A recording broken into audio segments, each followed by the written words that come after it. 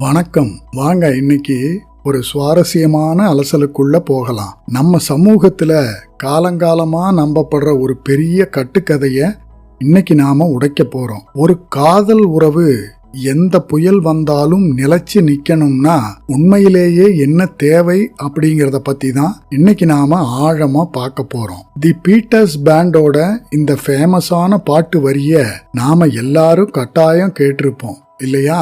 Cinema, நாவல்கள்னு எல்லா இடத்துலயும் இதுதான் சொல்லப்படுது. நிபந்தனையற்ற அன்பு மட்டும்தான் ஒரு உறவோட இறுதி இலக்கு. ஒருத்தரை ஆழமா நேசிச்சோம்னா மட்டும் போதும், எல்லா பிரச்சனையும் சரியாயிடும்னு நாம ரொம்ப இயல்பா நம்பிட்டு இருக்கோம். ஆனா இங்கதான் ஒரு ட்விஸ்ட். மரியாதை அப்படிங்கிற ஒரு எல்லைக்கோடு இல்லாத வெறும் தூய்மையான அன்பு மட்டும் இருந்தா அது ஒருத்தரோட சுதந்திரத்தையே முழுசா நசுக்கி ரொம்பவே நச்சுத்தன்மையுள்ள ஒரு உறவுக்கு வழிவகுக்கும்னு தத்துவ ஆராய்ச்சியாளர்களும் உளவியல் நிபுணர்களும் சொல்றாங்க.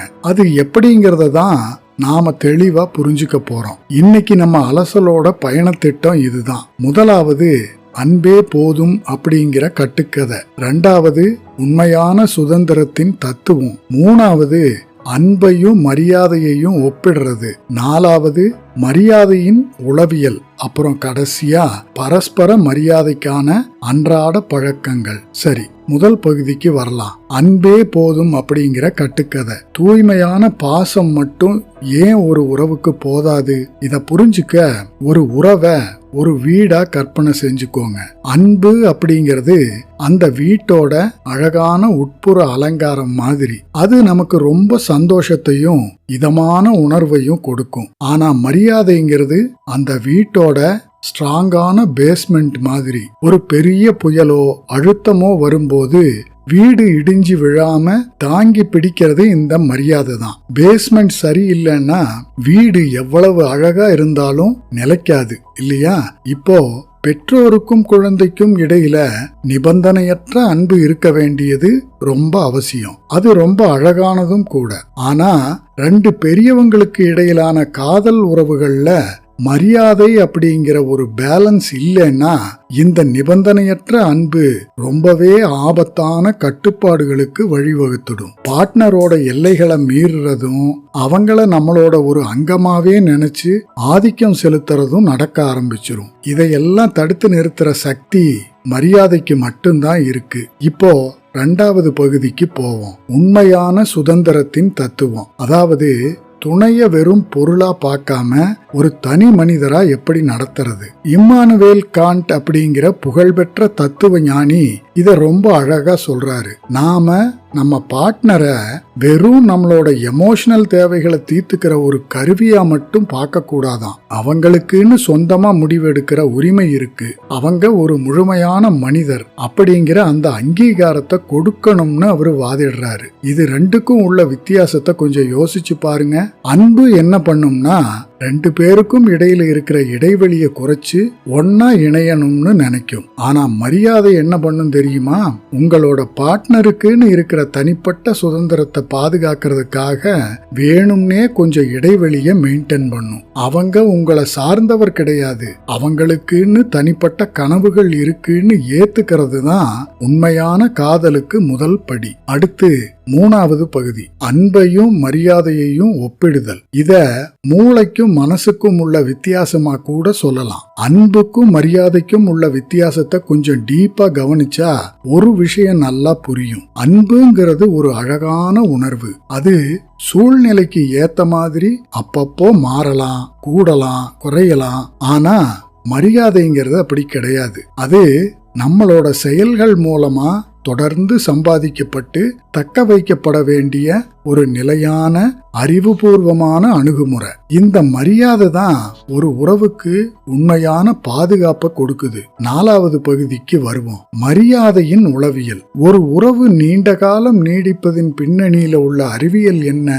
உளவியல்ல சொல்லப்படுற மரியாதையின் இரு வழி மாதிரி நமக்கு ஒரு சூப்பரான விஷயத்தை காட்டுது. அதாவது உங்களோட பார்ட்னரை நீங்க மதிக்கிறது அப்படிங்கிறது ஒரு சோஷியல் கரன்சி மாதிரி செயல்படுது. அவங்களோட திறமைகளையும் சாதனைகளையும் கொண்டாடுறது மட்டும் இல்லாம அவங்களோட குறைகளோட அவங்கள முழுசா ஏத்துக்கிறோம் அப்படிங்கிற ஆழமான உணர்வை கொடுக்கறது தான் இதுதாங்க ஒரு ஸ்ட்ராங்கான கமிட்மெண்ட்டை உருவாக்குது. உலக புகழ்பெற்ற உறவு நிபுணர் டாக்டர் ஜான் காட்மன் செஞ்ச ஒரு ரிசர்ச்ல ரொம்பவே ஆச்சரியமான ஒரு விஷயம் வெளியாச்சு. அதாவது ரொம்ப சந்தோஷமா ஆரோக்கியமா இருக்கிற தம்பதிகள் ஒருத்தருக்கொருத்தர் அன்றாடம் காட்டுற சின்ன சின்ன எமோஷனல் சிக்னல்ஸுக்கு, அதாவது ஒரு சின்ன பார்வை, ஒரு பேச்சு, இதுக்கு 86% நேரம் உடனே பாசிட்டிவா ரியாக்ட் பண்றாங்களாம். ஆனா எப்பவும் சண்டை போட்டுக்கிட்டு இருக்கிற தம்பதிகள் கிட்ட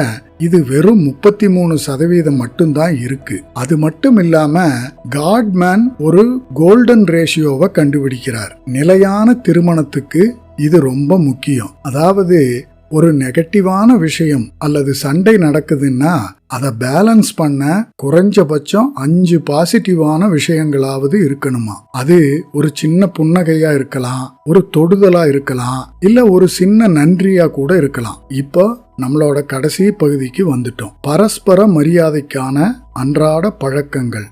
ஒவ்வொரு நாளும் நம்ம பார்ட்னரோட எல்லைகளை எப்படி மதிக்கிறது? இதுல ஒரு ரொம்ப பவர்ஃபுல்லான பழக்கம் என்னன்னா இந்த முரண்பாட்டை சரி செய்யும் முயற்சி. எமோஷனலா மெச்சூர்டான தம்பதிகளோட ரகசிய ஆயுதமே இதுதாங்க.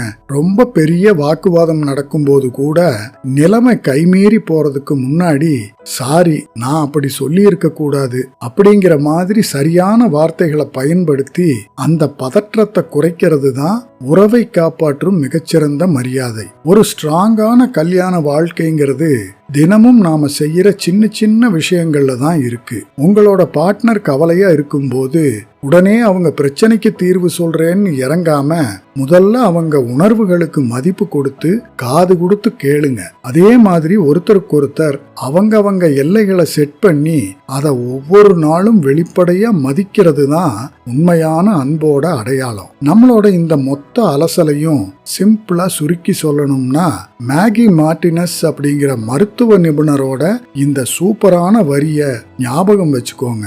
மரியாதை அப்படிங்கிறது அன்பு வளரக்கூடிய ஒரு மண். ஆனா அந்த மரியாதைங்கிற மண் வளமானதா இல்லைன்னா அன்புங்கிற செடி முளைக்கலாம். ஆனா அந்த செடியால வெளி உலகத்துல வர்ற எந்த புயலையும் தாங்கி நீண்ட காலம் உயிர் வாழ முடியாது. இது கடைசியா நம்மள ரொம்பவே முக்கியமான ஒரு சிந்தனைக்கு கொண்டு வருது. அன்பு அப்படிங்கிறது உங்க 2 பேரையும் ஒன்னா சேர்த்த ஒரு தீப்பொறியா இருக்கலாம். ஆனா அந்த நெருப்பை அணையாம பாதுகாக்கிற ஆக்சிஜன் தான் இந்த மரியாதை. கொஞ்சம் யோசிச்சு பாருங்க. இன்னைக்கு உங்களோட துணைக்கு அந்த ஆழமான மரியாதைய நீங்க எப்படி காட்ட போறீங்க? இதுதான் இன்னைக்கு நீங்களே உங்களை கேட்டுக்க வேண்டிய ரொம்ப முக்கியமான கேள்வி. மீண்டும் மற்றும் ஒரு அழகான சிந்தனையில் உங்களை சந்திக்கிறேன். ஆனந்தமாக இருங்கள்.